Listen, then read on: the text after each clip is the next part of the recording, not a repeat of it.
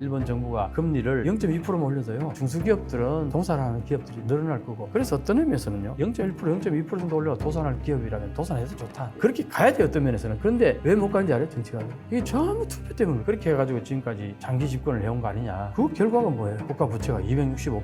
어마어마한 액수 아닙니까? 뭐가 최근에 가장 심각하냐니까 이 디지털 적자라는 거예요. 일본의 아날로그에서 디지털로 바뀔 때 뭐가 문제였냐니까 전부 각각이잖아요. 다 클라우드 사용했는데 지금까지 일본은 그렇게 안 했단 말이에요. 이 여기서부터 사용료가 엄청 나기 시작하는 거예요. 디지털 적자가 5년간 약 2배가 늘어났다는 겁니다.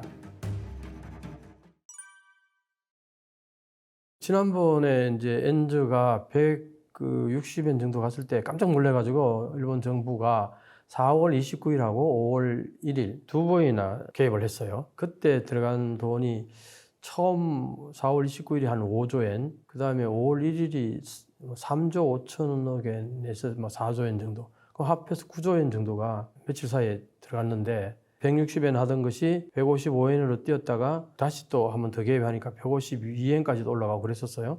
그러다가 다시 지금 어디까지 내려왔냐? 지금 아마 156엔, 157엔까지도 내려왔을 거예요. 계속 스물스물 내려오는 거예요. 그럼 이거 어떻게 또 개입할 거냐고. 자, 이게 반복되면은 이게 무한 반복할 수 있는 돈이 일본한테 과연 있느냐 이거예요. 근데 한번 그때 그 투자한 돈이 어느 정도인지 아세요? 600억 달러 정도 돼요. 그 효과가 한 달 채 못 가잖아요. 그러니까 이런 얘기도 나옵니다. 그게 쓸데없는 데 돈을 쓰지 말고 그게 써봐야 어차피 별 효과도 없는데 그 돈 가지고 일반 국민들 그냥 나눠주라고. 그 환율 때문에 그렇게 하는 것보다는 직접적으로 일본 국민들한테 현금으로 나눠주는 게 오히려 낫지 않겠냐. 그런 얘기도 나와요. 상당히 그 일리 있는 얘기 같아. 듣고 보니까 600억 달러면은 어마어마한 돈 아닙니까? 그걸 그런 식으로 그냥 사막에 뿌리듯이. 물론 이제 이런 건 있다고 그래요. 예를 들어서 160엔 하던 걸 개입을 하니까 결국 152엔까지 올라왔잖아요. 그러면 이걸로 인해 가지고 일본 정부가 버는 돈이 있다는 거예요. 환차로 인해 가지고 160엔 하던 게 152엔까지 올랐으니까 그걸로 인해서 번 돈이 꽤 된다는 거예요. 그게 뭐 1조엔인가 2조엔인가 뭐. 근데 사실은 투자한 돈보다는 적잖아요. 물론 뭐 완전히 다 버리는 건 아니지만 그렇게 번다고는 해도 그렇게 언제까지 가능하냐 이 문제도 있고, 일본 정부 입장에서는 속으로는 이럴 거예요. 이게 무한 반복으로 계속 가지는 않을 거다. 왜냐하면은 미국의 금리가 언젠가는 떨어질 거라고 보는 거예요. 사실은 올해 내로 한 3번 정도 내려오면 최소한 한 0.75 정도까지는 금리가 떨어질 거라고 봤단 말이에요. 그렇게 되면 엔고로 갈 거라고 봤는데 이제 올해 내로는 금리 인하가 없을지도 모르겠다는 얘기까지 나오니까 이제 소위 말하는 엔 캐리 트레이드가 계속 이어지는 거죠. 그러면은 스멀스멀 엔저로 간단 말이에요. 그리고 600억 달러 썼는데 사실 일본이 쓸 수 있는 현금이 어느 정도냐니까 1조 3천억 달러 정도가 있었대요. 그게 이제 무슨 금액이냐니까 미국 국채를 가지고 있어요. 그러니까 현금으로 가지고 있는 게 한 4천억 정도 있었다는 겁니다. 근데 사실은 올 초에도 한번 개입을 했었어요. 그때도 한 600억 달러 썼답니다. 그럼 지금 한 1200달러 썼어요. 그럼 4천억 달러 정도에서 1200달러 썼으니까 한 2800억 달러 이제 남아있다는 거죠. 일본이 바라는 거 뭐냐? 미국 달러 금리가 조금이라도 빨리 내려오기를 그걸 기도하는 거예요, 속으로. 그것밖에 없는 거예요. 그러니까 지금 가지고 있는 현금 가지고 그 다 실탄이 다 떨어지기 전까지 미국 금리가 내려와서 엔고로 가는 걸 기도하는 거예요, 속으로. 야, 이게 지금 현재 일본의 심정이에요. 그렇다고 해서 일본 금리를 올릴 수 있느냐? 지금 일본 은행에서 금리를 곧 올리겠다 얘기를 계속 해요. 하는데 지금까지 왜 못 올렸냐? 올리면 부작용이 있으니까 안 올린 거예요. 가장 큰 부작용이 뭐냐니까 일본의 경제가 지금 인플레 되잖아요. 그러면 이제 이 물가가 올라가면은 디플레이션에서 탈출하는 거라고 생각한 거예요, 일본이. 그렇게 해서 물가가 2%를 한 2년 정도 이어지면은 금리를 올리겠다. 이게 지금까지 일본 은행의 방침이었는데, 그런데 지금 금리를 못 올리는 이유가 뭐가 문제냐니까 경기가 좋아져야 되는데, 물가가 오를 때는 경기가 좋아진 걸로 보통 본단 말이에요. 근데 경기가 안 좋아져요. 왜 안 좋아진지 아세요? 수요가 늘어나지 않는다는 거예요. 수요가 왜 안 늘어나느냐? 임금이 안 올라가니까 수요가 안 늘어나는 거예요. 그런데 한국에서도 여러 가지 그 기사들을 보면은 일본 대기업이 5.28% 임금을 올렸다. 야, 그래서 일본이 지금 뭐 이제 호갱기로 들어섰다. 이런 기사들 막 나오는데 그게 뭐 얼마나 흠한 얘기냐면은 대기업은 5.28% 올린 건 확실해요. 그런데 그게 춘투라 그러잖아요. 노측과 사측이 임금 협상을 하는 걸 춘투라 그래요. 포매하기 때문에 춘투라 그러는데 그것을 해가지고 결과물을 받아들일 수 있는, 그 결과물을 따먹을 수 있는 사람들은 대기업 일부라는 거예요. 전체 일본 노동자의 몇 %냐? 11% 조금 넘어요. 그럼 중소기업은 99.8% 중소기업에서 그게 종사하는 인구가 한 70%인데 이 70% 정도 이 노동자들에게는 택도 없는 얘기예요. 그 정도 올라간다는 게. 그래도 어쨌든 뭐 최소한 3, 4% 정도 올린다 치더라도 그 정도 얘기는 나오는 것 같아요. 그것도 전부 다 그런 거 아니라 중소기업에서도 또 차등이 있잖아요. 결국 거기에 해당되는 기업들은 소수라는 거죠. 그래서 한마디로 말해서 이거예요. 2년 연속 지금 실질 임금은 마이너스라는 거의. 그러면은 국내 수요가 축소되는 거잖아요. 물가는 올라가는데 이게 축소가 되면 어떻게 될 것 같아요? 디플레이션 되는 거죠. 그 디플레이션을 가고 있는데 금리를 올릴 수 있나요? 못 올리죠. 근데 금리를 올리는 순간 디플레이션은 더 갈 텐데 일본 정부가 올릴 수 있겠느냐 이거예요. 근데 왜 그러면 일본 은행이 올린다 그러냐? 이 소위 말하는 투기꾼들 잡으려고 그러는 거예요. 지난번에 4월 29일하고 5월 1일 날 팍 올렸잖아요. 그때 투기꾼들은 된통 당했을 거예요. 160엔 정도 갔는데 더 떨어질 거라고 생각하고 막 달러를 사고 뭐 어쨌든 거기에 그걸 예상하고 했던 사람은 뒤통수 맞은 거죠.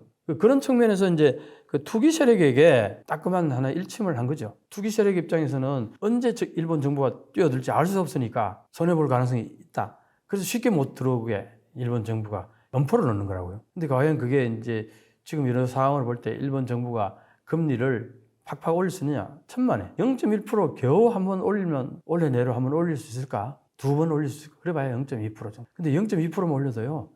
일본이 은행에 안고 있는 국채가 너무 방대해가지고 거기에 잠재 손실 그 액수가 어마어마해져요. 그 감당이 쉽지 않고 그 다음에 뭐 또 거기에 관련되는 여러 가지 중소기업들은 또 은행에서 거의 무이자로 빌렸다가 이제 이자가 올라가면은 동산하는 기업들이 늘어날 거고 그래서 어떤 의미에서는요 0.1% 0.2% 정도 올려 도산할 기업이라면 도산해도 좋다.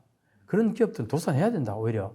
그렇게 얘기하는 사람도 있어요. 그 정도로 어떤 의미에서는 너무 일본 정부가 저금리로 기업들의 편의를 봐준다는 차원에서 오랫동안 그렇게 해왔고 그것 때문에 기업들 입장에서는 자생력이 굉장히 많이 상실된 거예요. 경쟁력이 많이 위축되고 그런 의미에서는 감내하지 못할 기업들은 도산해도 좋다. 그런 각오로 갈 수도 있어요.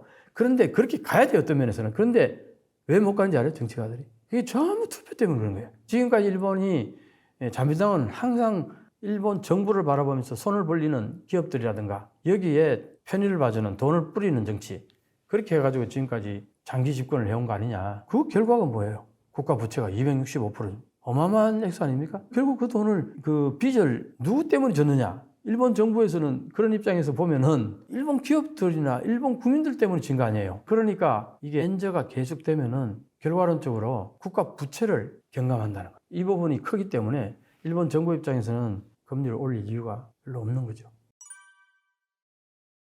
대부분 많은 사람들이 하는 얘기가 유독히 달러가 강하기 때문에 엔저로 간다 이런 얘기를 많이 해요. 그러면 달러가 그렇게 강하면 다른 나라 통화는 어떠냐?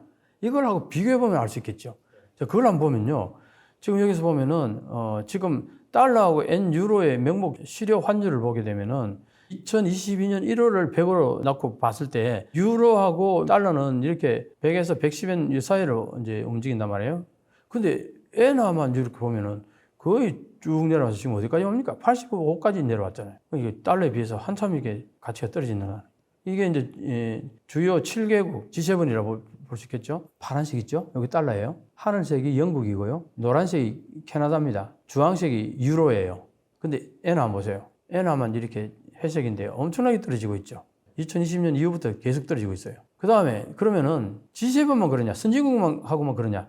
동남아 통화하고 비교를 해봐도요. 싱가포르 강하죠? 인도네시아가 이 주황색입니다. 태국이 이 회색이고요. 이 모든 화폐들이 다 100 이상들을 다 하고 있잖아요.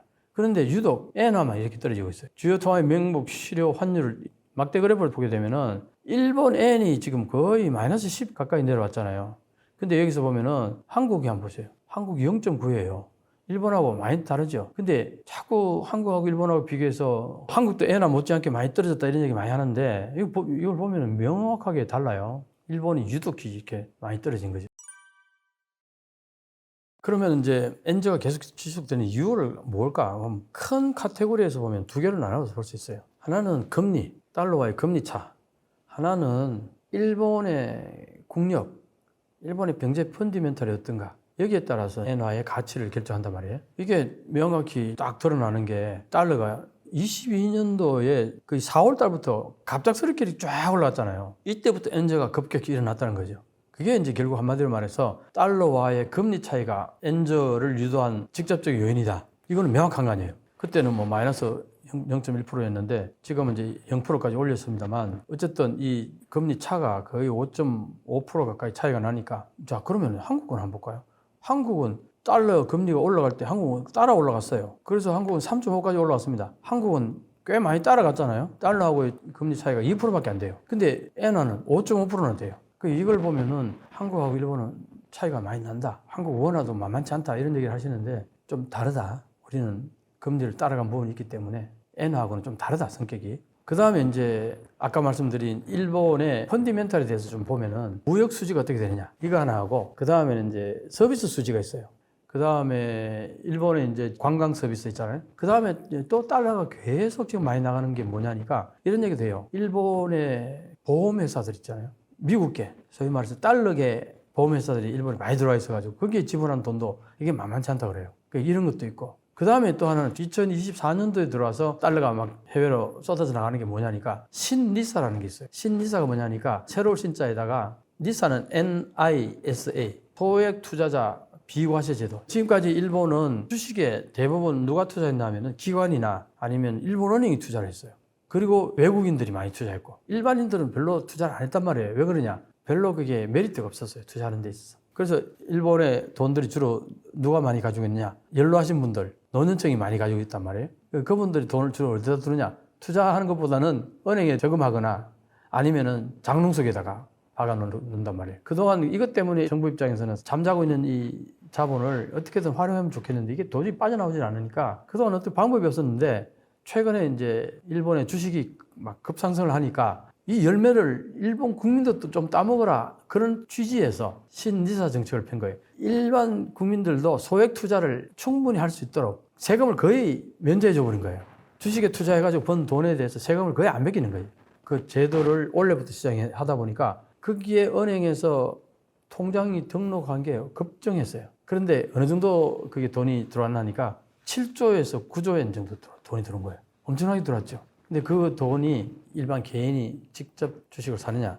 그것보다는 신탁하는 경우가 많아요. 투자 신탁에다가. 그럼 거기다 신탁해 놓으면 주로 어디다 투자를 하느냐? 금액이 한 60% 가까이 미국 주식에 투자를 한다는 거예요. 그럼 어떻게 돼요? 또 달러를 사잖아요. 그럼 엔화는 또 빠져나가는 거예요. 이것도 결국은 엔저로 가게 되는 하나의 큰 요소라는 거예요.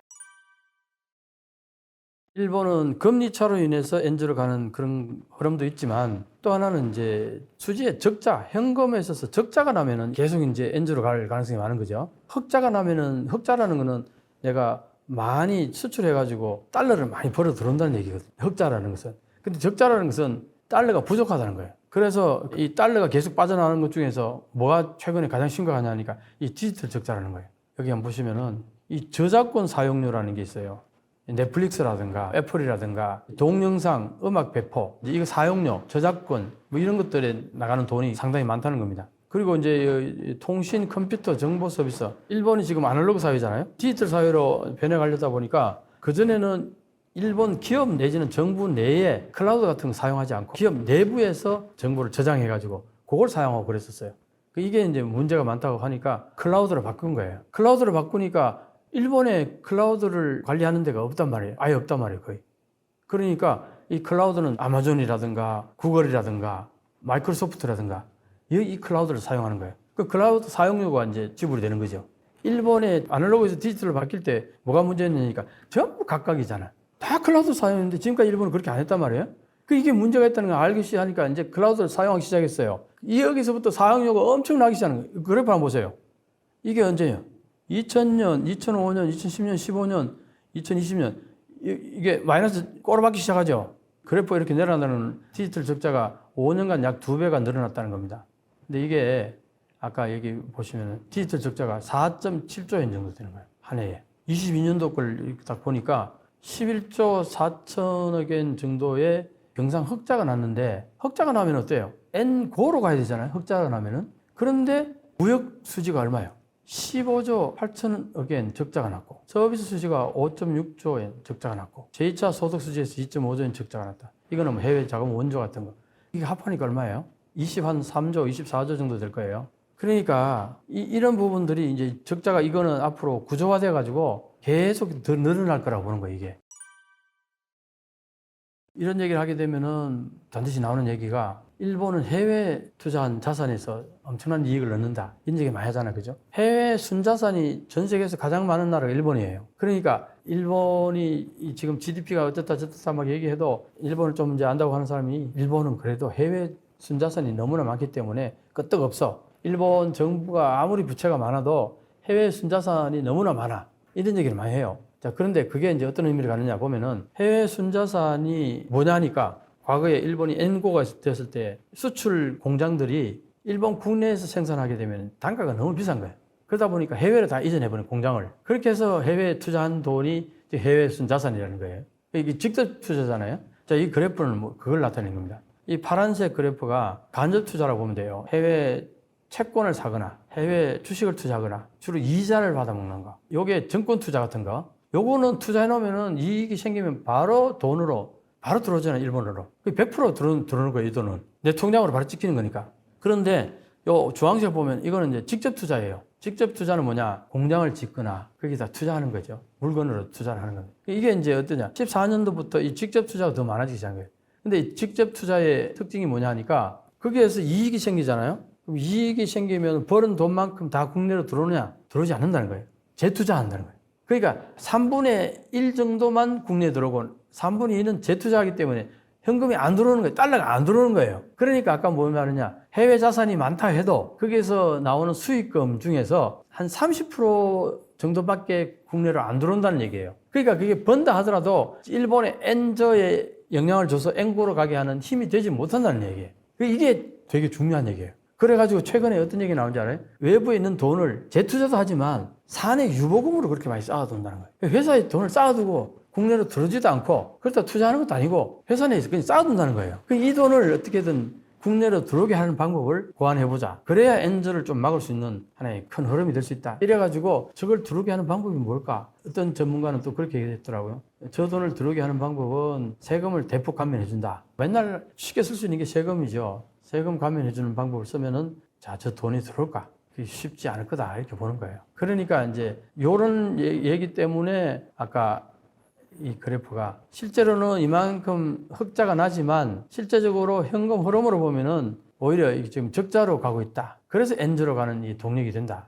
이 얘기를 하는 거예요. 그러니까 금리 차원에서도 일본이 엔저로 계속 갈 수 있는 지금 저 달러의 금리가 내려오지 않는 한은 계속 갈 가능성이 있다. 그 다음에 지금 현재 일본의 그 펀디멘탈 현금 흐름, 국가 전체 무역 경상수지, 현금 경상수지로 보면은 이게 마이너스로 계속 가는 거야. 아까 그 디지털 적자가요, 앞으로 갈수록 더 커가지고 앞으로 어느 정도까지 가느냐? 2030년 정도, 앞으로 6년 후쯤 되면은 일본이 에너지를 해외에서 다 대부분 수입하잖아요. 석유라든가 LNG 가스라든가 이런 것들 대부분이 거의 99%, 100% 가까운 걸 해외에서 수입에 들어오는데 거기에 들어가는 돈 있잖아요. 그 정도로 이 디지털 적자가 같아질 거란 얘기예요. 엄청나죠? 그러니까 이 디지털 적자라는 게 한국 사람도 잘 무슨 말인지 잘 모를 텐데 이게 일본의 엔저로 가는 데 있어서 결정적인 역할을 하고 있다는 거예요. 우리는 우리 것 다 쓰기도 하고 우리 구글 뭐 얼마나 써요? 웬간하면 네이버 지도 쓰지 구글 지도 안 쓴다고요. 그러니까 한국 사람들은 이 디지털 적자라는 개념 자체가 생소하다고. 근데 일본에서는 이게 지금 최근에 엄청난 이게 엔저로 가게 하는 하나의 가장 중요한 팩터라고 보는 거예요.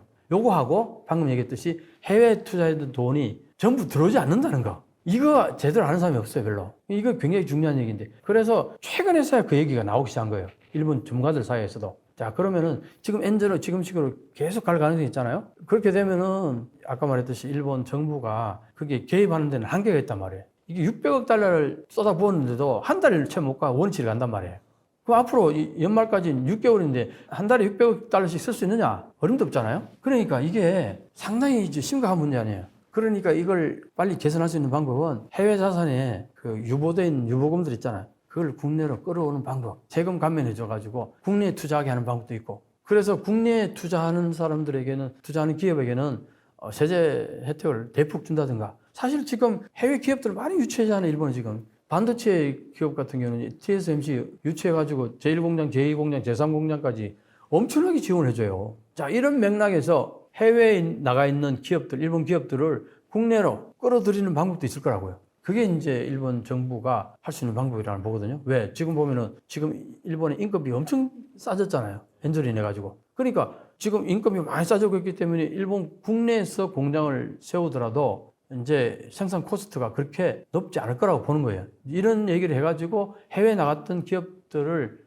국내로 계속 돌아오도록 유치하는 방법. 이게 이제 일본 정부가 앞으로 아주 힘을 써서 추진해 나갈 정책이 아닐까, 이제 그렇게도 볼 수 있는 거죠. 달러권에서 있는 사람들이 일본에 오면 이게 뭐야? 왜 이렇게 싸? 옛날에 1달러당 80엔이었어요. 근데 지금 160엔이잖아. 그러니까 일본에 오면은 반값으로 느껴진다는 거야. 일본의 와규 유명하잖아요. 몇만 엔인 거예요. 일본인들은 그게 쳐다도 못 봐요, 진짜. 저기는 뭐야? 그러면 저기는 외국인들이 먹는 에어리어라고. 일본 사람들도 폭발할 거 아니에요. 짜증 날 거 아니에요. 가장 근거하는 게 뭔지 아세요? 한국인들이 몰려와가지고 그거 서빙 다 하잖아요. 그러니까 어떻게 속이 뒤틀리지 않겠어요? 한국에는 일반인 개미 투자가들이 엄청나게 많잖아요. 그러니까 한마디로 말해서 한국의 주식이 화랑이 되면은 그게 일반 국민들의 이익하고 직결되는 거예요. 투자자들이 많으니까. 그런데 일본은 보세요. 일본은 이게 니케이 평균하고 뉴욕 다우지수 추이를 이렇게 그래프 그려놓은 건데, 이때 89년도 마지막 버블이 꺼지기 전에 그때가 4만 엔 정도까지 조금 못 미치는 데까지 갔단 말이에요. 그랬다가 최근에 그때 최정상에 갔던 그 시기까지 이제 왔다.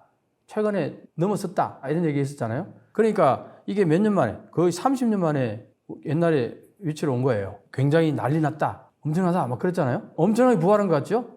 자, 이 그래프를 한번 볼 거예요. 이 그래프를 보면요. 이게 1990년 절정기에 갔을 때를 정점을 해가지고 그 뒤로 뉴욕 다우는 쭉 이렇게 올라가가지고 최근에 1250% 성장했어요. 근데 일본은 그때 원위치로 온 거예요. 겨우 원위치로 간 거예요. 0%인 거예요. 그냥 누워서 잠잔 거죠. 그냥 좀비죠, 한마디로. 깨지 않는 이 그래프를 보면은 일본 주식이 이 시점에 왔다 해서 이게 화랑으로 보입니까? 아니면 뭐 엄청나게 무슨 뭐 버블로 보입니까? 이 그래프 보면은요, 황당하죠? 뉴욕 다우가 1250% 성장하는 동안 일본은 제로예요, 제로. 남이 이렇게 가는데 본인이 멈춰 있는 거는 그 마이너스인 거죠. 이거 또 하나 재밌는 게 뭐냐면은 해외 투자가에 의한 매상이라는 게, 과거에는 1989년 피크 때는 일본 국민들이 90% 가까이 주식을 가지고 있었던 거예요. 그러니까 그 혜택들이 전부 일본 국민들에게 돌아갔다는 얘기잖아요. 근데 지금 어떠냐? 60% 이상이 해외 투자가들의 투자예요. 그러니까 그때하고 수치는 같다고 얘기하지만 내용은 전혀 다르잖아요. 이렇게 차이가 있어요. 그런데 이거 한번 보세요. 1990년도에 일본이 전 세계에 차지하는 경제 규모가 몇 퍼센트 정도냐면 17% 가까웠어요. 17%. 전 세계에. 그 당시 미국이 25%, 26%, 뭐 좀 많았을 때는 뭐 거의 30% 가까이 됐죠. 그 정도로 미국하고 일본이 거의 반 이상을 차지했다고요. 전 세계에. 그랬는데 지금 일본의 이 자산이 전 세계에 차지하는 비율이 몇 퍼센트인지 아세요, 혹시? 4%예요. 이때는 17% 가까이 했는데 지금은 4%밖에 안 돼요. 전 세계 경제에 차지하는 일본의 비율이. 그러니까 엄청나게 축소된 거 아니에요. 제자리 걸음한 것 같지만 축소된 거예요. 왜? 다른 나라들이 다 평창했는데 혼자 멈춰 있었으니까 상대적으로 축소된 거죠. 그게 지금 현재 일본의 모습이에요. 이걸 보면은 일본이 현재 좋아졌다고 얘기할 수 있겠어요? 절대 그렇게 볼 수 없는 거죠. 일본의 현 상황은 도표로 보면 정말 심각하다는 거죠. 사실은 엔화 대 한국 원화를 비교하면은 옛날에는 100엔에 1200 뭐 이 정도 했단 말이에요. 근데 지금은 890, 880까지 막 내려오잖아요. 한국인들이 보면 엄청 싸졌다고 느끼잖아요. 그런데 달러권에 있는 사람들은 옛날에 1달러당 80엔이었어요. 근데 지금 160엔이잖아요. 150엔이잖아요. 1달러 하면 2배 정도에 살 수 있는 능력이 생긴 거예요. 그러니까 일본에 오면은 반값으로 느껴진다는 거야. 근데 반값보다 더 적게 느껴지는 게 뭐냐니까, 일본은 물가가 안 올랐고 임금도 안 올랐잖아요. 그대로 멈춰지는데 다른 나라들은 물가도 올랐지만 임금도 많이 올랐잖아요. 그 임금이 많이 올랐으니까 사용할 수 있는 돈이 더 많이 늘어났는데 거기다가 1달러당 100 가까이 느껴지니까 이게 달러권에서 있는 사람들이 일본에 오면 이게 뭐야? 왜 이렇게 싸? 자, 일본 라면만 유명하잖아요. 일본 라면 한 그릇에 보통 1000엔 넘어가면은 잘 안 사 먹어요.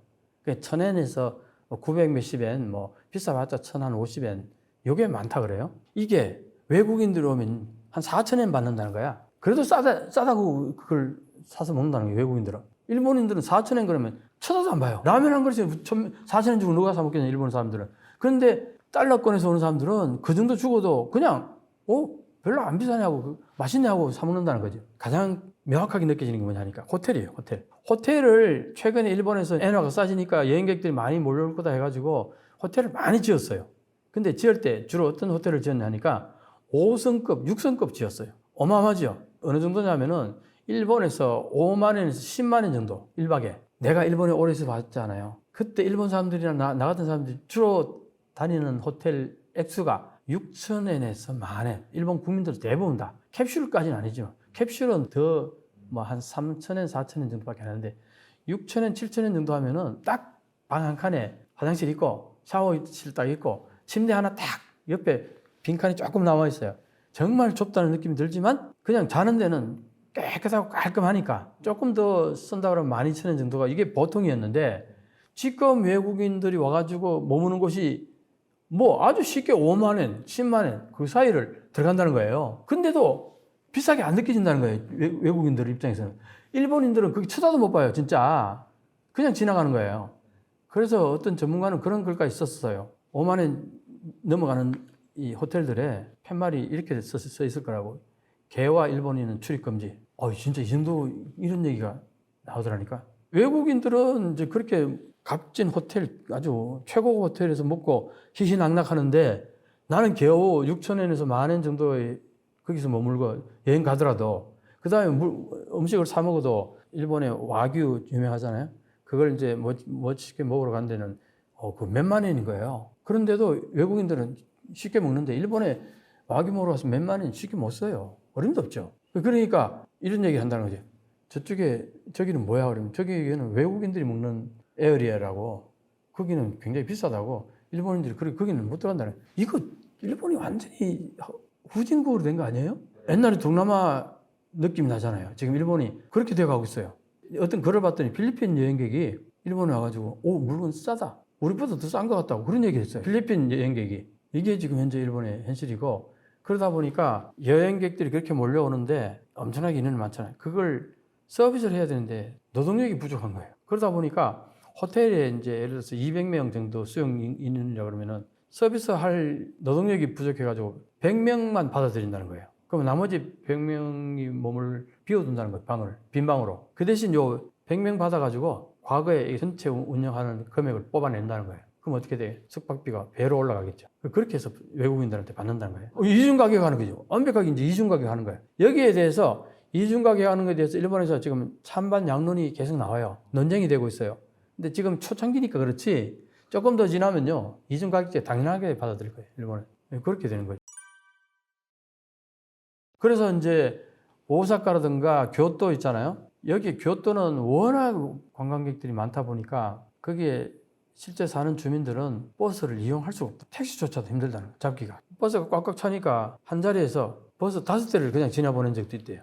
거기 사는 주민이. 버스 타려고 기다리다가. 이 정도 되니까 이게 심각하지 않겠어요? 그 주민들 입장에서 볼 때는 삶의 질이 완전히 떨어진 거죠. 그리고 관광객들이 와가지고 좋은 식당, 고급 레스토랑은 다 차지해버리고 그러니까 이제 그 일본의 고급 레스토랑 같은데 그래도 조금 가격이 높은 데서는 뭐라고 하냐면은 외국인들은 좀 더 비싸게 받고 내국인들은 좀 싸게 받아서 일본 국민들도 요리를 즐길 수 있도록 편의를 봐줘야겠다. 이래서 이중 가격을 한다. 그런 얘기가 나오는 거예요. 가장 근거하는 게 뭔지 아세요? 한국인들이 몰려와가지고 휘젓고 다니는 거에 대해서 그거 서빙 다 하잖아요. 그러니까 어떻게 속이 뒤틀리지 않겠어요? 한국에 대한 그 자존심은 남다른데 옛날에 자기들보다 피식민지 국민들이 와가지고 휘젓고 다니니까 자기들은 그렇게 하지도 못하는데 내가 볼 땐 완전히 뒤틀릴 거라고 봐요. 그 와사비 알죠? 스시에 와사비라고 하지. 고추냉이 그걸 너무 많이 넣어가지고 막 그걸 테러라 그러죠. 와사비 테러. 한국인인 걸 알고는 그게 막 골탕 먹인다고 그런 것들이 꽤 많았죠. 그러니까 속이 뒤틀리니까 너 한번 맛 좀 봐라. 그러니까 이제 이런 얘기가 나오는 거예요. 옛날에 일본 사람들은 오모테나시가 무슨 뜻이냐면 손님에게는 극진하게 대접한다. 이게 일본의 고유 전통인데 지금은 그런 분위기가 싹 가시고 있다는 거예요. 그래서 서비스 수준도 많이 떨어지고 그럴 수밖에 없는 게 노동력이 부족하니까 서비스 할 수 있는 질이 떨어질 수밖에 없다는 거예요. 일본의 이제 입장에서.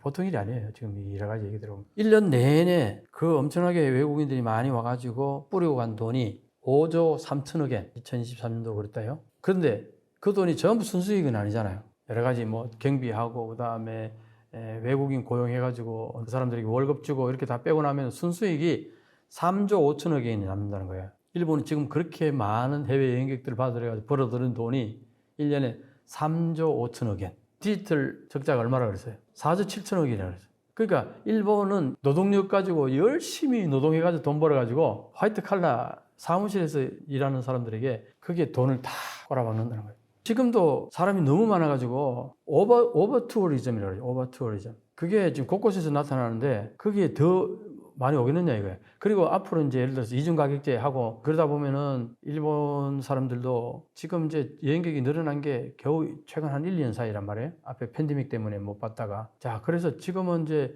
돈이 들어오니까 여행객들 일단 많이 봤는데 이게 한 해, 두 해 이 오버 투어리즘이 계속 쌓이다 보면은 일본 사람들도 폭발할 거 아니에요. 짜증 날 거 아니에요. 그러면 이제 소위 말해서 관광에 대해서, 관광객에 대해서 서비스가 낮아질 뿐만 아니라 어떤 좋지 않은 일들도 생길 가능성이 있잖아요. 그렇게 되면은 관광이 기피 대상이 될 수도 있어요, 일본이. 이중 가격제하고 막 이러면은 이미지가 안 좋아질 수 있죠. 옛날에 일본은 참 여행하기 좋았는데 지금은 뭐 이중 가격에다가 서비스 질 떨어져, 그 다음에 뭐 가끔 가다 뭐 좋지 않은 일도 당할 수도 있다. 뭐 이렇게 되면은 그래서 이런 얘기를 해요. 지금 여행에서 인바운드에서 벌어들일 수 있는 돈이 이미 거의 정점에 온 게 아닌가. 이게 무한대로 이게 뭐 10조 엔씩 이렇게 벌 수 있는 이게 아니라는 거예요. 그런데 어때요? 디지털 적자는 계속 적자가 커진다. 눈덩이처럼 커진다는 거예요. 그러니까 엔저로 갈 수밖에. 이게 일본의 현재 구조라는 거예요. 다 망가뜨려지는 거죠. 엔저가 이제 이렇게 해서 엔저가 계속되면은 일본 국민들은 해외여행 잘 못 가잖아요. 지금도 그러는데 그러면 계속 더 고립화돼 가지고 그런데 여기 하나 중요한 게 뭐냐. 지금 현재 일본의 젊은 여성들이 미국으로 많이 들어가다가 지금은 입국 거절을 많이 당해요. 미국에서. 최근에 엄청나게. 그 왜 그런지 알죠? 그게 이제 소위 말하는 매춘 입국이잖아요. 그래서 미국으로 못 가니까 어디로 가느냐? 호주라든가 한국에도 많이 들어온다는 거죠. 한국에 최근에 그래서 몇 명인가가 검거당해가지고 그게 신문에 기사에 났는데 야 이게 일본에서 빅뉴스로 나왔어요. 한탄을 하기 시작한 거예요. 일본이. 그럼 나라 망신인데 근데 그게 왜 그러냐 하니까 생활이 안 되니까 먹고 살아야 되니까 일본이 이제 어떤 현상들이 있나니까 일본에 예를 들어서 터널이 굉장히 많을 거 아니에요. 고속도로가 워낙 많으니까 그 터널을 지은 지가 4, 50년이 돼요. 그러면은 수리를 해야 돼. 그게 이제 임계 수준이 왔잖아요. 그럼 그게 새로 갈기도 하고 해야 되는데 어마어마한 금액이 들지 않겠어요? 그거 돈이 없어 못 하고 있어요. 그럼 어떻게 돼? 앞으로 와르르 무너질 가능성이 상당히 농후하다는 거예요. 그런 것들이 전국에 다 깔려 있죠. 그 다음에 수도, 지하에 묻어놓은 수도, 상하수도 이것들도 다 옛날에 3, 40년, 4, 50년 다 된단 말이에요. 이게 이제 갈아야 돼. 근데 그거 갈 돈이 없어요. 그러니까 뻥뻥 터지는 거야. 이게 지금 현재 일본의 현재 모습이에요. 당연히 해줘야 되는데 돈이 없다니까? 그러니까 일본 정부가 빚이 265%나 되는데 그런데도 지금 계속 그 국채를 찍어내면서 돈을 엄청나게 쏟아내잖아요. 예를 들어서 일본의 1년 예산이 105조, 110조 엔이었다가 최근에는 140조 엔 정도씩 늘어났어요. 한 30조 엔 늘어나가지고. 이제 매년 예산을 써야 되는데 세수가 70조 엔 채 안 돼요. 그럼 나머지 거의 다 국채로 매년 그게 쌓이는 거잖아요. 그 빚이라는 게. 이런 상황에서 방금 같은 그런 돈 들어갈 때가 많잖아요. 그리고 일본 또 재난이 얼마나 많아요. 지진이라든가 태풍이 와가지고 막 그게 돈 쓸 일이 엄청나게 많다고. 이런데 돈 다 써야 되는데 야 그러니까 옛날에는 내가 유학할 때는요. 일본이 이 재난에 대해서는 전 세계 최고급으로 잘 대응하는 나라. 그때는 돈도 있으니까 쉽게 그걸 커버를 하고 했겠죠. 근데 지금은 매년 보면은 막 태풍 와가지고 한 대여섯 번은 막 완전히 난리가 나고 그러는데 그게 돈도 많이 들 텐데 그러니까 어떻게 수해 현장에 가보면요. 박스 있잖아. 라면 박스 같은 거. 그걸로 칸막이 해가지고. 우리는 어때요? 우리는 개인 텐트 있죠. 그걸로 다 해주잖아요. 그러면은 그 안에서 얼마든지 개인 프라이버시도 다 커버가 되고 그 안에서 좀 따뜻하게 할 수도 있는 거고 그렇잖아요. 근데 일본은 그 넓은 거기다 종이 박스 같은 걸로 그러니까 거기는 뭐 개인 프라이버시도 가려지지도 않고 완전히 그게 지금 현재 일본의 모습이란 말이에요. 그걸 보고 있으면은 얘기하자면 또 한이 없어요. 일본의 예를 들어서 학교 급식 같은 거 보면요. 사진들 보면요. 황당해요. 한마디로. 빵 하나 있고 뭐 주스 하나 있고 뭐 아니면 밥이 나올 때는 조그마한 고기 있잖아요. 그거 한 2개 넣고 그 다음에 채소 조금 하나 넣고 뭐 그런 게 다예요. 국 하나 있는 정도로. 그거 보고 있으면은 일본인들이 왜 요즘 키가 작아지는지 이해가 가요.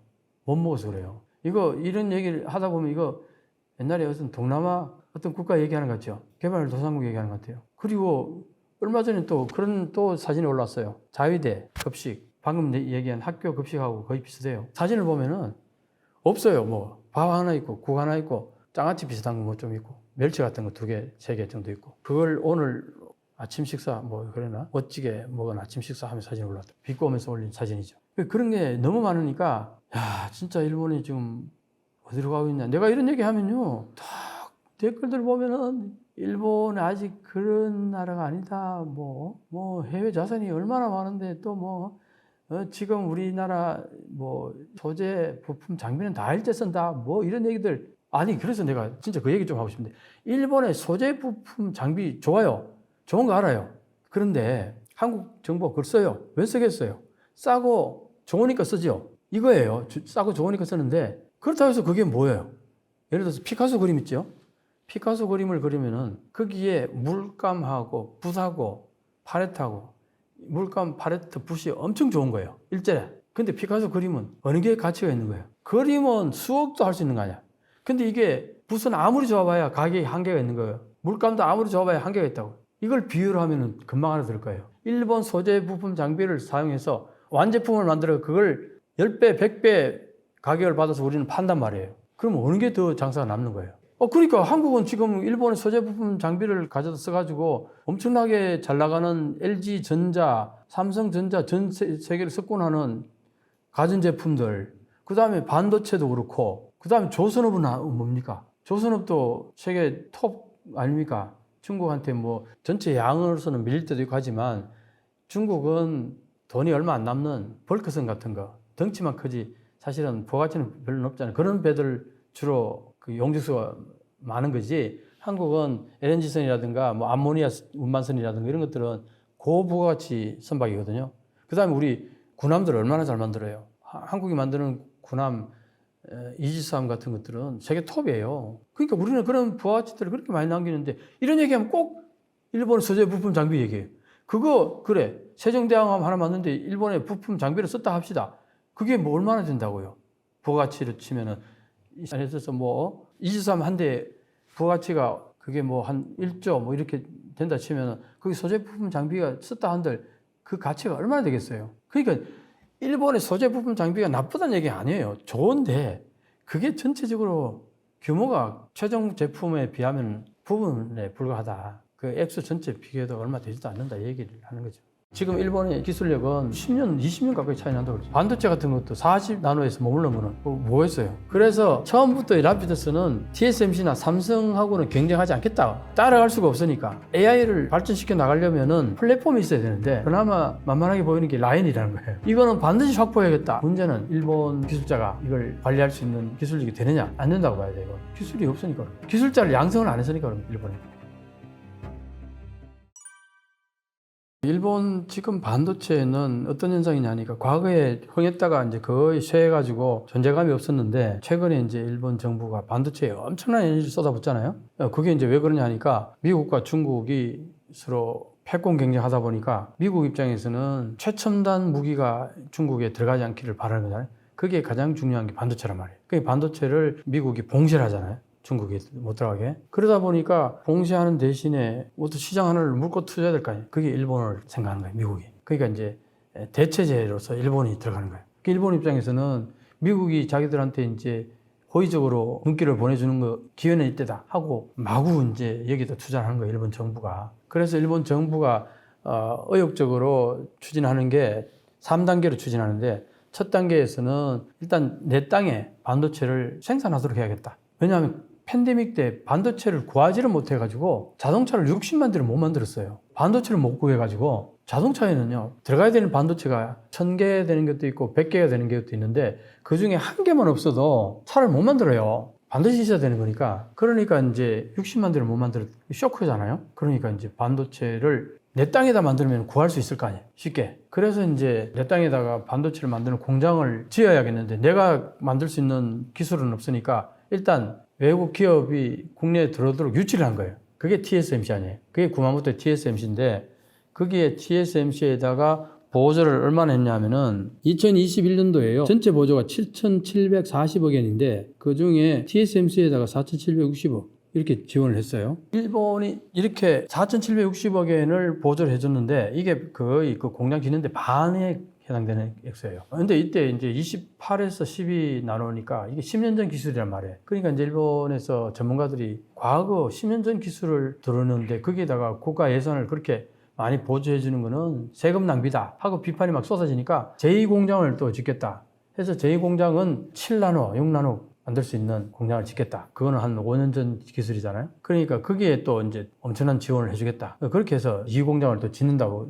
이미 어느 정도 합의가 된 것 같아요. 그다음 제3공장은 그때는 한 2나노 정도, 1나노 정도 뭐 이렇게 얘기까지 나오더라고요. 거기에 일본 정부가 TSMC에다가 엄청나게 지원을 해주는 거예요. 그 다음에 두 번째 단계가 뭐냐니까 내 땅에다가 파운드리를 만드는 거예요. TSMC는 남의 파운드리잖아. 그럼 이제 2단계는 내 파운드리를 만드는 거예요. 그게 라피더스예요. 라피더스를 만든다고 할 때에 일본의 톱 클래스의 기업들에게 말을 걸었어요. 정부가 어느 정도 보조도 해주고 할 테니까 투자를 좀 하라 해가지고 8개 기업에다가 컨택을 해가지고 투자금 좀 투자하라 했더니 토요타, 덴소, 소니그룹, 기옥시아, NEC, NTT, 소프트뱅크 10억엔씩 돈을 냈어요. 미쯔비시 은행이 3억엔 내고 이게 얼마면 총 합해서 73억엔이죠. 이 라피더스에 총 드는 돈이 5조엔 정도예요. 5조엔인데 투자 금액이 73억엔. 그게 없는 수준이죠. 그렇게 이제 막 의욕적으로 일본 정부가 추진해서 막 밀어가는데 이 기업들의 반응이 이래요. 왜 이런가? 처음에는 이제 마중물이라 해가지고 처음에 조금 내고 좀 있으면 또 많이 내겠지 하고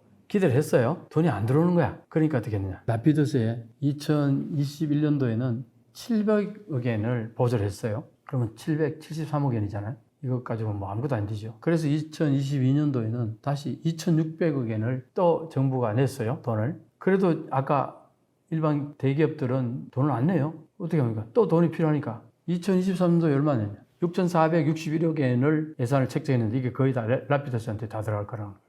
그럼 총 얼마? 한 1조엔 정도가 정부가 다 된 거예요. 기업은 10억엔씩 냈어요. 1조엔 정부가 내고. 그럼 이게 누구 기업이 들어갔어요? 정부 기업인 거예요. 그럼 이거는 대기업들이 참여해가지고 같이 뭘 한다는 게 아니에요. 그럼 대기업은 왜 냈을까요? 이걸 가지고 교재비라고 그래요, 교재비. 정부가 의욕적으로 뭘 한다 그러는데 나 몰라라 할 수는 없고 그 교재비로 10억엔씩 냈다는 거예요. 이게 지금 현재 일본의 라피더스의 현실이란 말이에요. 그러니까 이게 얼마나 앞으로 이게 진전될까. 근데 정부가 낸 돈은 어떤 위험이 있냐면은 이거 실패해도 아무도 책임 안 져요. 일반 사기업이라면 어떻게 될 것 같아요? 목숨 걸고 할 거 아니에요. 그래도 잘 안 되는데 정부 예산 가지고 뭐 열심히 한다고 하다가 뭐 안 되면 책임 안 져요, 돈에. 그러니까 과연 이게 제대로 굴러가겠느냐 하는 우려들이 이제 있는 거죠.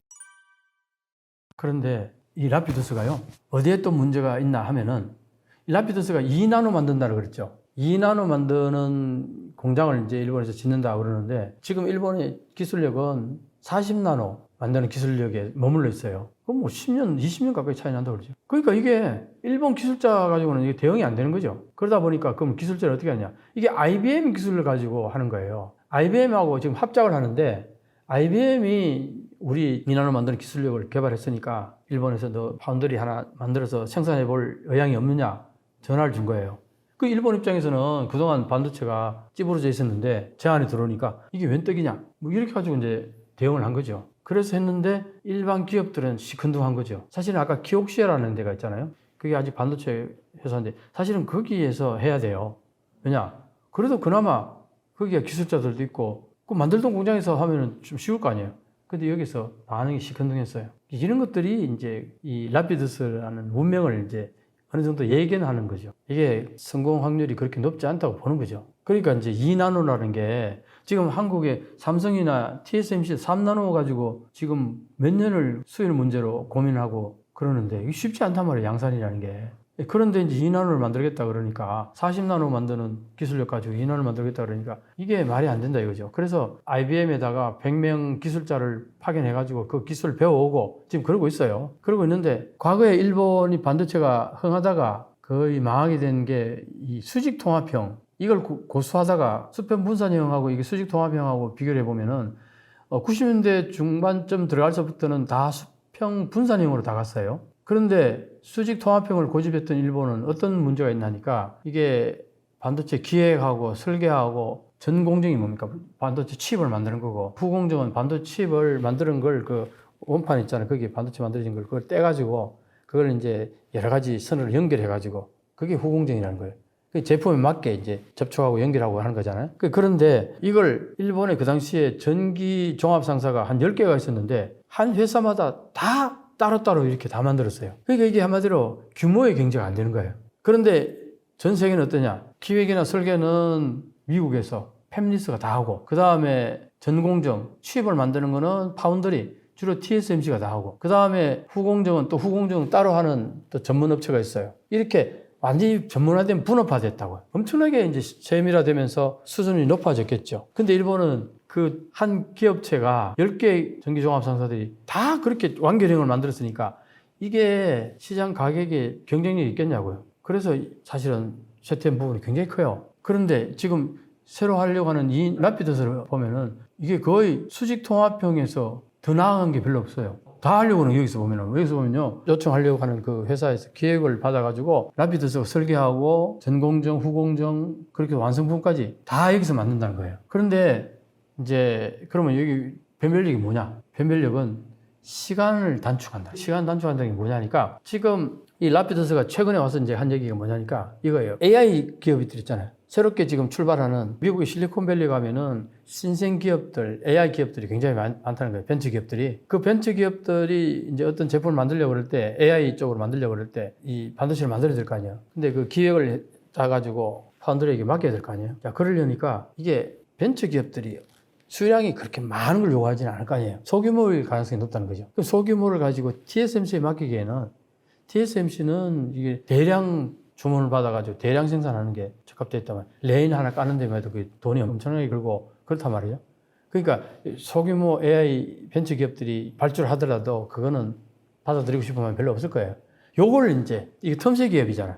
래피더스가 요걸 받아가지고 요걸 가지고 설계 반도체 만들어서 걔들 원하는 데까지 완성품까지 다 만들어주겠다. 그래서 이제 여기 걸리는 시간이 한 3개월로 잡는 거예요. 소규모니까 빨리 만들어서 준다는 거예요. 근데 AI 제품은 그렇잖아요. AI라는 게 지금 새롭게 막 신생 기업들인데 이게 설계가 하나 나오는데 이게 제품이 나올 때까지 1년씩 걸려버리면은 이미 그때는 시대 뒤떨어진 제품이 나올 가능성이 있잖아요. 그러니까 시간 단축이 굉장히 중요하다는 거예요. 빨리빨리 그때 아이디어 나온 걸 바로 제품을 만들 수 있으면 좋겠다. 요게 이제 TSMC나 삼성 같은 데서는 이게 적응하기가 좀 그러니까 라피더스가 요걸 하나의 고객으로 타깃으로 삼겠다. 이래가지고 미국 실리콘밸리에 거기다 사무실 하나 차려가지고요. 거기에서 접촉을 하는 거예요, 사람들. 고객 모집하려고. 자, 그런데 아까 얘기했잖아요. 이 공장 하나 세우는데 5조 엔 든다 그랬잖아요. 그렇게 어마어마한 돈을 들였는데 반도체 공장은 계속 투자를 해야 돼요. 기술이 업그레이드 되고 하니까. 지금 5조 투자했는데 그런 조그만 AI 회사의 수주를 받아가지고 과연 남는 장사가 되겠느냐? 이 문제가 심각한 거예요. 나름대로 흐름으로 보면은 틈새 기업을 들어가는 거예요.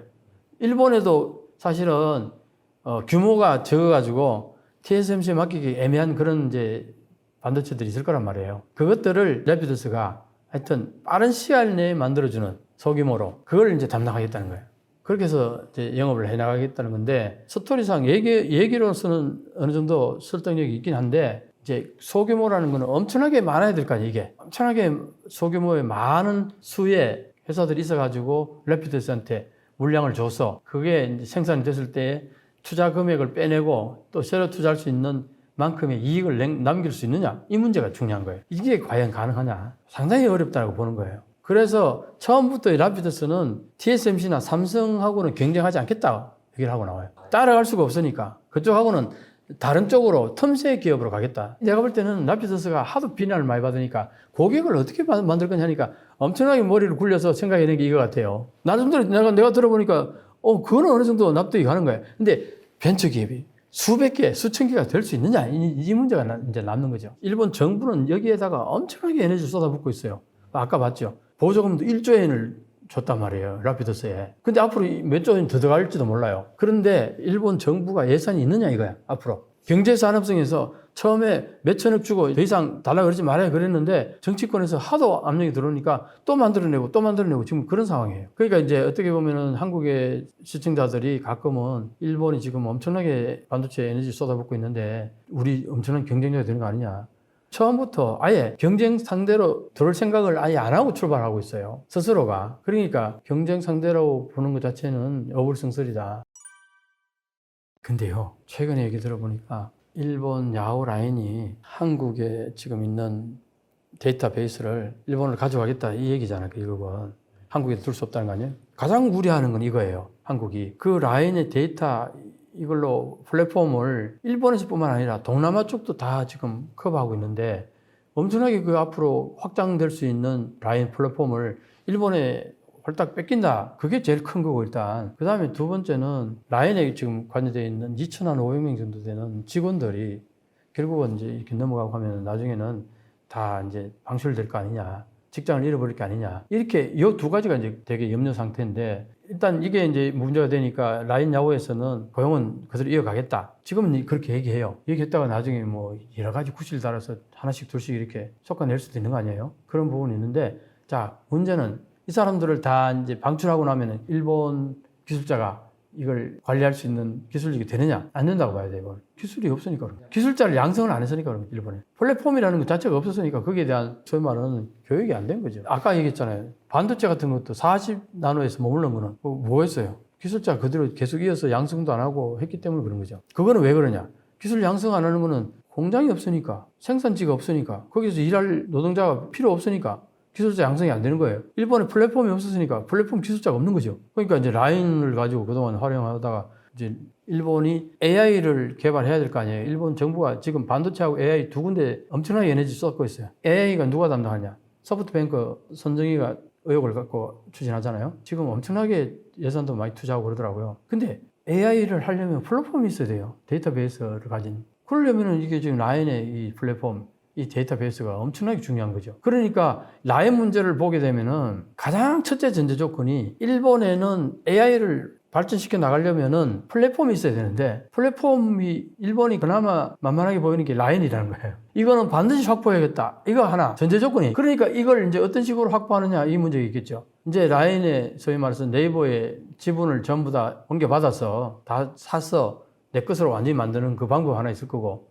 근데 이제 네이버가 지분을 다 팔지 않겠다 그러면 강제적으로 팔 수는 없는 거니까 이제 다른 방법을 뭐 어떻게 또 결국 그게 이제 소위 말해서 괴롭히는 거죠. 뭐 네이버 괴롭혀가지고 도저히 같이 일 못 해먹겠다. 에이, 그나마 높은 가격으로 준다 그럴 때 팔고 나가겠다. 이런 마인드가 생기도록 하는 방법도 있을 거고. 그러니까 여러 가지 그런 식으로 해가지고 어쨌든 라인을 강탈하고 싶은 마음은 명백한 사실이에요. 왜? AI를 계속 발전시켜 나가려면 이게 반드시 있어야 되기 때문에. 이걸 전제 조건 하에서 우리가 모든 걸 봐야 된다는 거예요. 그러니까 일본 정부가 지금 무슨 얘기를 했다 안 했다 이런 차원의 얘기 아니라 이거는 이미 기정사실화하고 그걸 어떤 식으로 방어할 거냐. 네이버는 어떻게 앞으로 사업을 운영해 나갈 거냐. 그러면 그게 정말 네이버의 생각이라면 정부는 그걸 존중해주고 거기다 백업해주고 이런 건데 여기에서 하나 중요한 건 뭐냐니까 네이버가 지금 사실은 초기 단계에서는 일본 정부한테 한마디로 쫄아가지고 일본 정부가 어느 정도 요구하는 걸 들어주지 않을 수가 없다는 마인드에서 여러 가지 구상을 한다 그러면 이게 이미 문제가 되는 거예요. 그 뒤에 한국 정부가 들어가가지고 라인이 어떤 생각을 하느냐 그게 따라서 우리는 그냥 백업만 해주겠다. 이러면 이미 게임 끝난 거예요. 초기 단계에서 이미 라인은 일본 정부한테 기가 이제 완전히 꺾여가지고 같이 뭘 계속 해보겠다는 마인드가 사라졌을 수도 있다는 거죠. 이 부분이 굉장히 중요하고 그래서 이걸 원위치를 시켜가지고 라인한테 네이버한테 정말 원하는 게 뭐냐. 일본 정부가 아무리 그래도 절대 한국 정부가 그걸 반대하고 외교적으로 그걸 잘 관리하면은 정말 당신들이 원하는 대로 할 수 있다. 이렇게 한국 정부가 얘기해 준다면은 진짜 너가 하고 싶은 게 뭐냐. 이렇게 얘기가 접근돼야 되는 거예요. 라인 기술자들 대부분 그렇게 얘기해요. 이거 14년 동안 고생해서 키워온 건데 그냥 넘겨주기는 너무 외통하다 이런 얘기를 하잖아요. 그럼 그걸 전제로 해서 해야 된다는 거예요. 한번 생각해봐. 그걸 또 넘어가는 순간 한국에도 AI 산업을 계속 활성화시켜 나가고 이걸 키워나가려고 그러잖아요. 그럼 이게 라인이 일본한테 넘어가서 소프트뱅크한테 완전히 모든 주권을 다 넘겨주면은 소프트뱅크가 AI가 엄청나게 발전할 거 아니에요. 그러면 P2E에게 경쟁해야 되는 상황이 되는 거예요. 그럼 한국에게는 엄청나게 이게 하나의 위기의식으로 다가올 수 있다는. 그런 측면에서 보면 이건 라인은 이걸 우리가 넘기지 않고 우리가 킵할 수 있다는 것은 우리 앞으로 AI 산업에 있어서도 엄청나게 이거는 중요한 하나의 포인트라는 거예요. 이제 내가 볼 때는 이런 것인 거예요. 지금 그 라인의 아버지가 누구예요? 진중호 이사를 이번에 그걸로 인해서 해임했다 그러잖아요. 그러니까 이제 이번에 개인정보 51만 명을 누출했던 것 때문에 그 사고 때문에 책임을 지고 이제 이사직에서 물러났단 말이에요. 그럼 이제 그 경영진에 한국인은 한 사람도 없어요. 자, 그럼 물러날 때 내가 볼 때는 압박이 좀 있었지 않을까. 그 압박이라는 거는 일개 기업인으로서는 참 두려웠을 수도 있어요. 그러니까 일본에서는 얘기했어요. 일본 정부가 시정명령을 내리잖아요. 그러면 이런 게 정부 대 시민사회잖아요. 이게 정부 대 시민사회가 민주화된 국가에서는 한국 같은 경우는 시민사회의 역할이 힘이 굉장히 커졌잖아요. 옛날에 우리 70년대 군부 독재 같을 때는 시민사회가 힘이 없고 정부가 압도적으로 힘이 강했단 말이에요. 근데 지금은 한국은 그렇지 않잖아요. 근데 일본은 과거에 우리 70년대 정도의 그 국가 힘이 막강한 거예요. 정도로. 그러니까 일본 정부가 어떤 시정명령이 나오면은 민간 기업들이 저항할 수 있는 제도적인 뒷받침도 별로 없어요. 왜냐하면은 한국에서는 예를 들어서 시정명령 자체가 이게 불법이겠다, 과도하다, 그러면 우리는 행정재판을 걸 수 있잖아요. 그래서 그게 이제 시정명령이 불법일 경우에는 무죄라든가, 뭐 그래서 시정명령을 철회하더라든가 이런 게 나올 수 있잖아요. 일본은 그럴 가능성이 거의 제로라는 거예요. 이게 되게 두려운 얘기 아니에요? 그러니까 한번 일본 정부가 정말 열받고 그냥 감옥에 넣어버리면 못 나와요, 아예. 일본에서는 감옥에 한번 갔다가 무죄로 나오는 경우가 1%도 안 된다든가 거의 뭐 들어가면 99% 이상이 살게 된다는 거예요. 우리나라는 그렇지 않잖아요.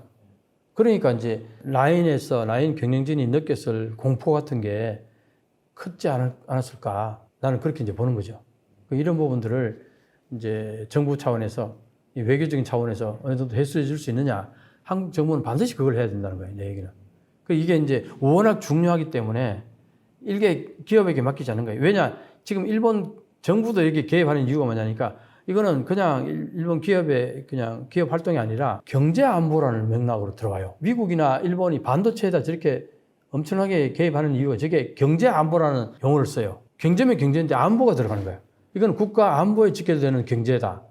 그래서 지금 일본의 입장에서는 라인의 그 정보 있잖아요. 개인 정보는 AI 산업을 하는 데 있어서 반드시 필요한 거라고요. 이게. 플랫폼이. 그렇게 보면 일본에서는 이거는 앞으로 일본이 살아남을 길은 반도체하고 AI 이쪽밖에 없는데 이거는 국가 미래를 좌지우지하는 사업일 수도 있다고 인식하는 거예요. 일본 정부 입장에서는.